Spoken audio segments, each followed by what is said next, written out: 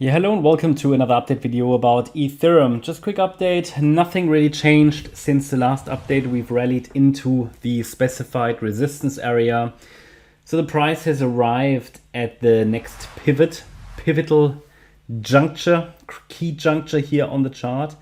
It is too early to say if Ether really bottomed. Ether, as you know, can form a low here, can have formed a low already without breaking and sustaining below support. So that would be good.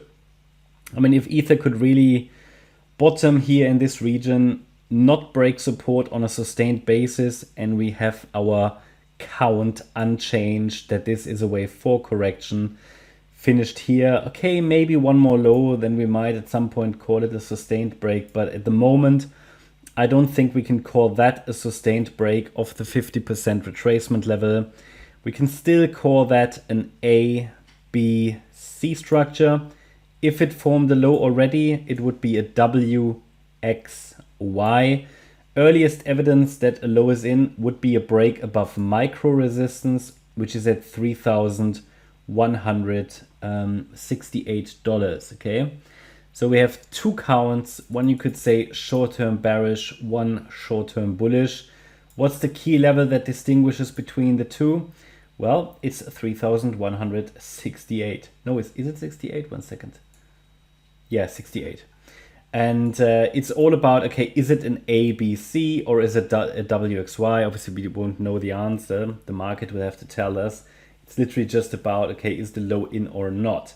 And yeah, I would prefer if the low is already in, because then at least we wouldn't have a sustained break of support and I wouldn't need to change the daily chart. If we get a sustained break support and form one more low, maybe even more than that, I might have to change the daily time frame. But at the moment, that's not needed yet. All eyes, as I said in the last video, all eyes need to be on that 3,168 level. We don't have 5 waves up yet. This looks like a corrective rally.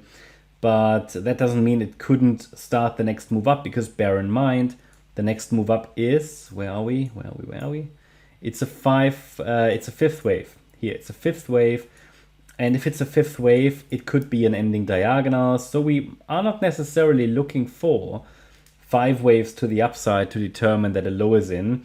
It is good if there are 5 waves. The thing is, in an ending diagonal to the upside, we're dealing with corrective structures. Now, with ABC structures, and an A wave can be a 5-wave move or a 3-wave move. If we're lucky, yep, we get 5 waves up, and if not, we might just see corrective messy action and it grinds higher. But yeah, I think we're close to a low, either one more low or it's already bottomed. That would be my perspective. From a technical point of view, that might mean that yeah, you might want to add positions. You know, that's up to you, of course. If you think the low is already in, you can just set a stop below the last low. But bear in mind, if there is one more low, it might just take it to 2,600 and then bottom there. But yeah, I think we have to see if the market can break above resistance overnight. We have a little bit of short-term strength towards the beginning of the new week across the sector.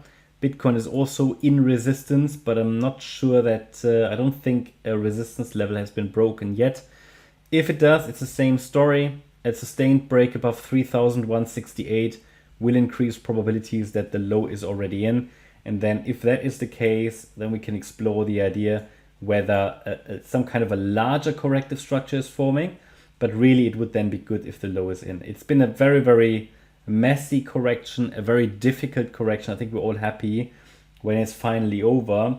And yeah, I mean, a break above 3,168 would be a first step. Okay, that's really the key level that the analysis gives us that we need to observe next. Now the question is, okay, what is the next level if that area breaks? So the next structural resistance is going to be at around 3,291. I would argue that if we break above 3,168, we're likely going to attack that resistance area as well, and we'll probably break it. The next key area is going to be up here. We can also look at the VRVP to give us some additional clues. And yeah, that's what I mean. You know, this is the next key area.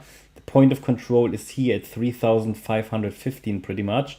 So that's going to be the next key area to watch before basically leaving the orange support zone to the upside. So that means if we break above 3,168, 6.8 overcome here the micro structural resistance, then this here will be a tough one to go to get through. This is where historically here in this visible range most volume was traded, and typically the price starts to slow down there, so that's going to be quite important resistance. But yeah, I don't think there's much more to add at the moment. We just need to see how the new week now starts, and overall still a bullish perspective on the chart. And yeah, for me it's about, okay, low is in or one more low. Yeah, as I said in the last video, Ether could make one more low, but doesn't need one. There's a very important differentiation. Okay, that's my update about Ether. Hope you liked the update. If you did, please hit the like button, leave a comment and subscribe. And if you really like the content, then please check out the channel membership. Also, make sure that you follow us on Instagram and Twitter for additional content. Thanks a lot for watching.